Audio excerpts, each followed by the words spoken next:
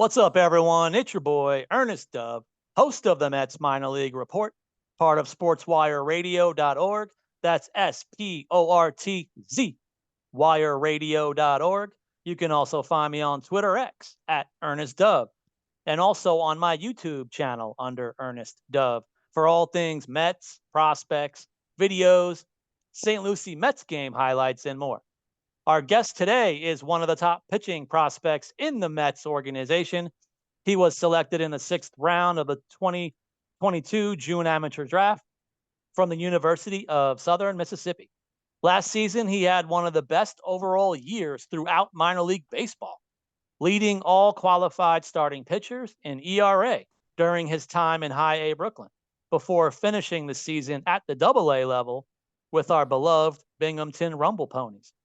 Let's talk Mets, pitching, spring training, and more with the one, the only Tyler Stuart. Tyler, how are you, my friend? I'm great. Appreciate you having me on here. Oh, it's great to have you, man. I was excited to have this opportunity to talk to you. And usually kind of how I get things going is more of an introduction.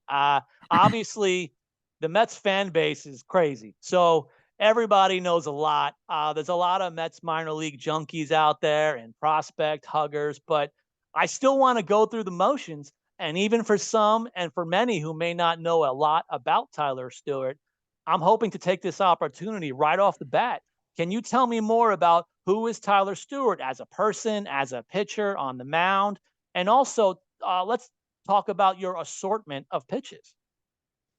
For sure, yeah. I would start by saying, yeah, the person I am off the field is definitely different than who I am on the mound. I'm always pretty calm and collective, like pretty kept to myself for the most part. On the mound, I'm kind of the same way, but at the same time, like I do have some more aggression. It's like me versus you, 1v1. Where outside of that, I'm with all my teammates. I try to help as much knowledge as I possibly can. Like the other 5 days I spend that I'm not on the mound, we're just constantly like bouncing ideas off each other. And I think it provides so much value from that standpoint, especially remember when I was up in Binghamton, the group of Tidwell, Hamill, Scott, we were Suarez. I mean, you can name so many guys. We're just constantly bouncing ideas off each other and just at the top of the rail, just watching each other from that standpoint. And if they did good, they did good, and just kind of get the knowledge from them and see what they did good. And if they did bad, it was just like, all right, hey, what'd you pick up on? So we can go out there and do the same thing.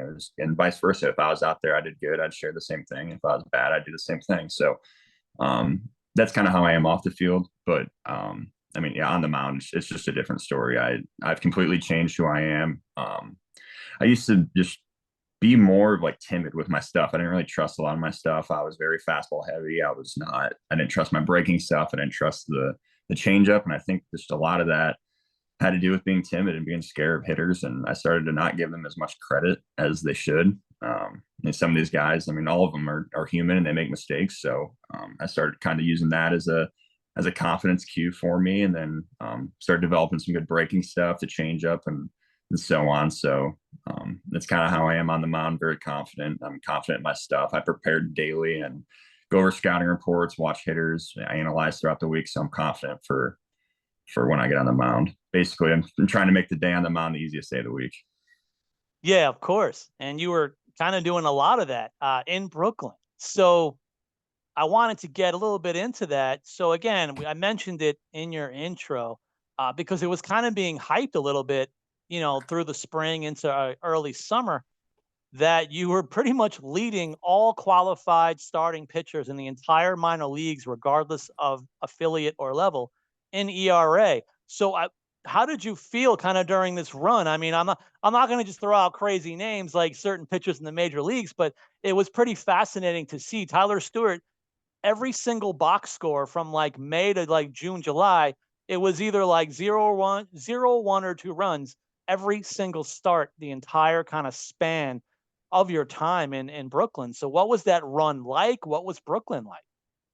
Yeah, it's pretty crazy. I've never gone anything like that. It was a pretty long run of feeling good, and it was just building. Just preparing yourself every single time. I'm not gonna not give the hitters credit. Like I faced some good hitters, and I was just so locked in the whole entire season of who I was facing. I was constantly looking for holes in their swings, which most hitters do have a hole. So that was just my job, and our analytic team, which did a great job on that, and also just using my eyes, watching from the dugout, just watching holes and seeing what they do. It's easy to pick up tendencies in this game, and I feel like a lot of guys that don't take advantage of that are just kind of hurting themselves in the end. Like when they get on the mound and they're not watching these guys that are hitting 5 days in a row, and then you get on the mound that day, you got to take advantage of the small things. And I think that's something I kind of picked up. I obviously had some good starts to where you just pick up confidence, and confidence is huge in this game. And if you don't trust yourself, then no one else will. So I think that's kind of where I used the confidence part of it and just kept rolling and rolling. And next thing I knew, it was July, August, and it was almost towards the end of the season. I mean, it kind of went by fast, to be honest. So, I mean, Yeah, there's nothing crazy. Obviously, hope to just repeat the success and continue to do what I'm doing. of course. And then you did make that transition from high A to double A. And I wanted to kind of get your thoughts on, what does that transition look like? I mean, we know about the affiliates. There's like the complex league now, then there's low A, high A, which both has the A in it, and then the double A. So I wanted to know your thoughts on, what's it like to go from that high A to double A, because it's one of those stereotypical things I've kind of been mimicking others saying for years, saying that double A is like the show me level. It's one of those crazy things where a lot of people gather, and that's like the spot in double A, because triple A becomes, for better or worse, one of those taxi squadish level things. You're just right there, man. It's on the border, and you kind of go back and forth. But double A seems to be that huge, like big time show me level. What was it like transitioning in the same season from high A to that kind of show me level in double A? Sure. Yeah. Obviously, Double A was the goal getting there next or last year. I want that was a goal in mind. Whether I was going to get there or not, I didn't know, had no idea, but I was just preparing for it. And yeah, I mean, you're exactly right. Like that it definitely is the level where you kind of see what you're made of. You kind of see where you fit in a little bit more. I got there about a little over halfway throughout the season, and yeah, I mean, it's an adjustment for sure. The game, I don't know, I wouldn't say the game speeds up on you at all. I would just say there's just the hitters there just a lot more just selective on what they're swinging at. They're looking for their pitch, and if they get it, they're going to put a good swing on it. I think that's the biggest difference. Jumping from level there, I didn't feel overwhelmed at all. I definitely felt prepared for that, and I had some success there for sure. And I felt good with the stuff I brought on the table there, and obviously just continue to build on that from last year. But yeah, I would say the biggest thing when people ask is that the hitters are just a lot more selective. They're not going to swing at stuff out of the zone. If you get behind in counts and you're constantly 1-0, 2-1, 2-0, stuff like that, like they're going to make you pay for it. You can't really. It's hard to pitch backwards there. You're going to make a mistake, and they're going to either walk, at a single, double, or home. I mean, it's just how it is. So you just got to be a little more focused on what you're doing up there, as opposed to just going out there and hoping for the best. Yeah, and I'm sure that's where a lot of preparation comes in. And I know you kind of mentioned it by the word, the fancy term of analytics.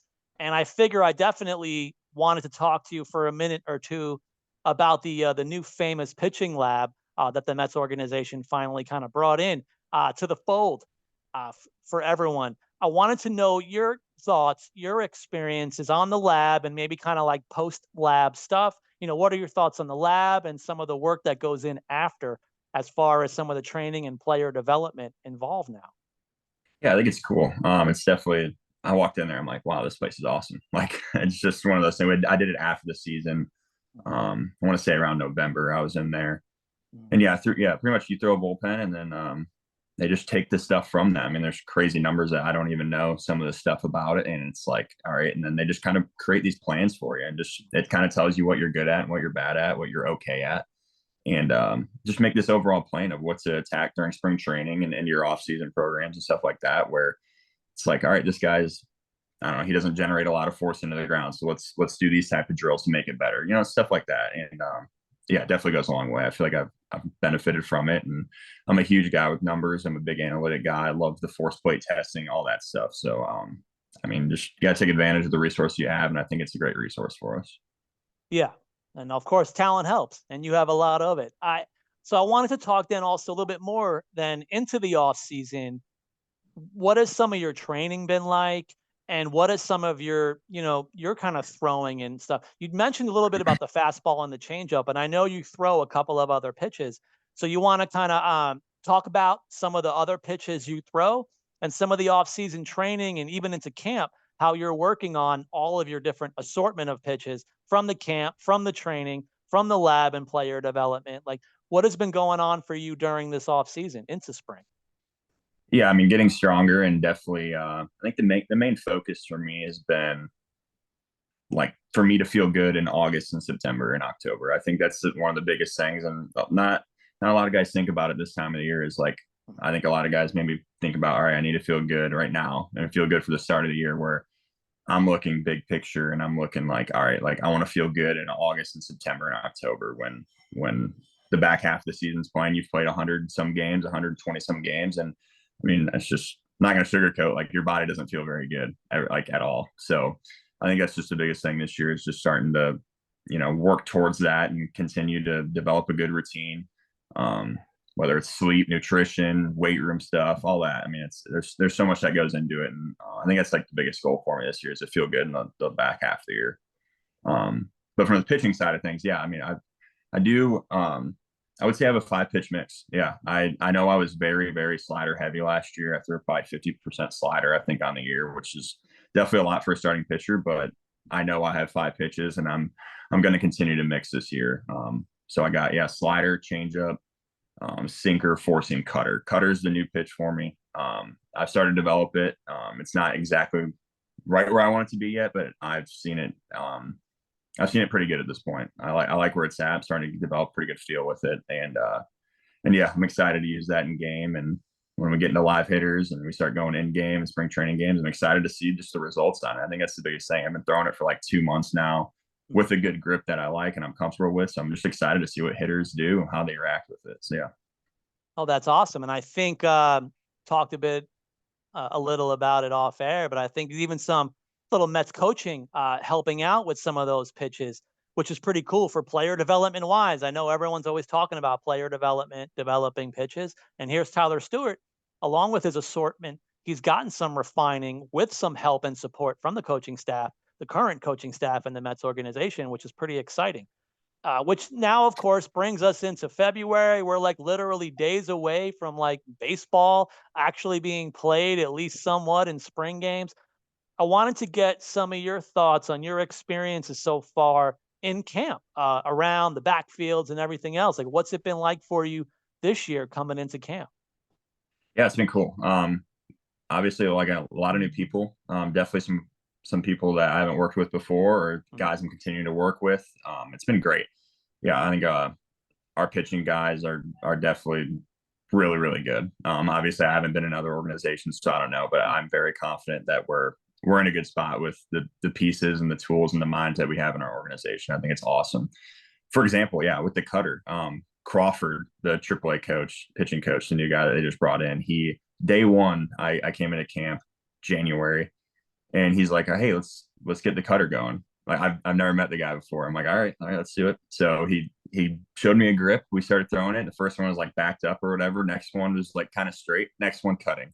So I mean, it literally took 3 throws for him to get me the ball cutting, and I've used the same grip, and it's crazy. Like I was so impressed with him and just kind of what he did the first day. I mean, it's not like I went up to him and asked like, "Hey, can you help me with the cutter?" He came up to me, and I think that just goes to show like what these guys here are doing and the help that we have. I mean, we have so many resources, and it's incredible. Wow, that's big time. That's why you have a Yeah. lot of extra, tools in the tool shed now going into the year. So basically, I want to also just kind of ask as we start to wrap up the interview tonight, what are your goals? Like, what are some of the goals that you're putting on yourself?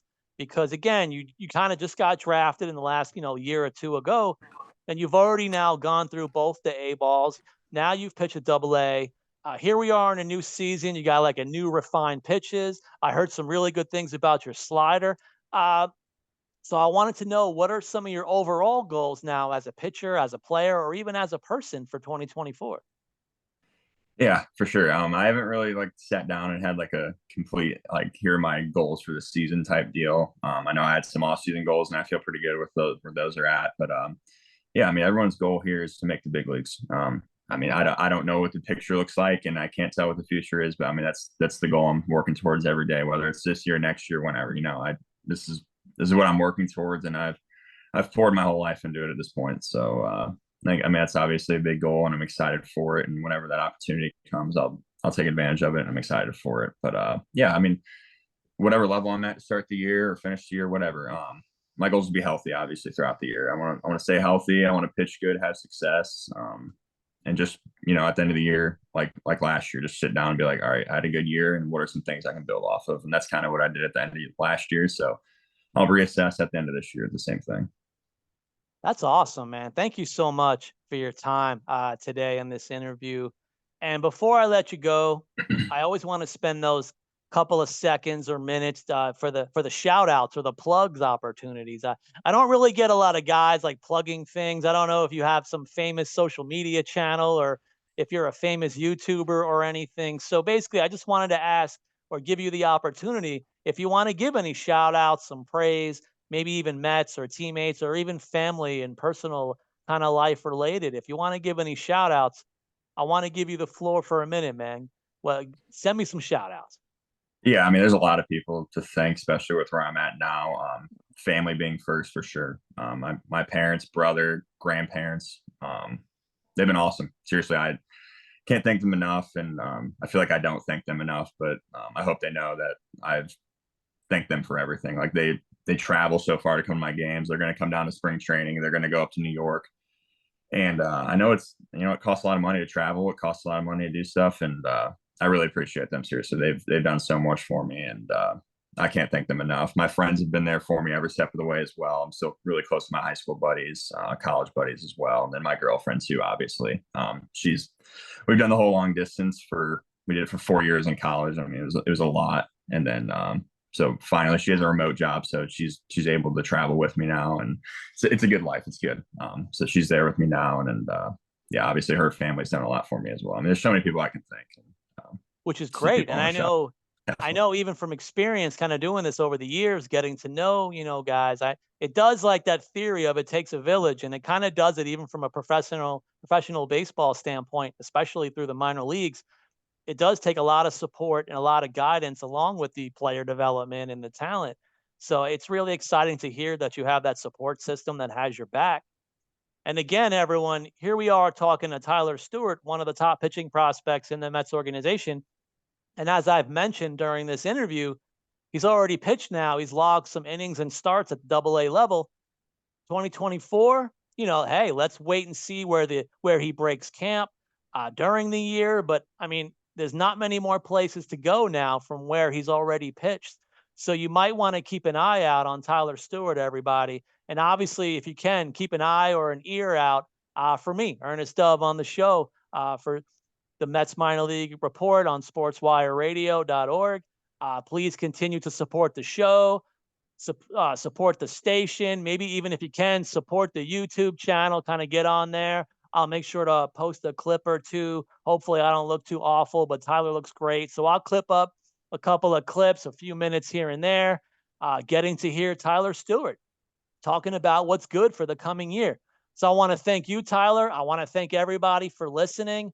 And again, hey, till next time, guys, continue to follow the show, continue to follow the channel. You're hearing a lot of the top prospects, a lot of the big time guys in the Mets organization. So, hey, maybe who knows who'll be next, but please tune in next time, everyone. Bye.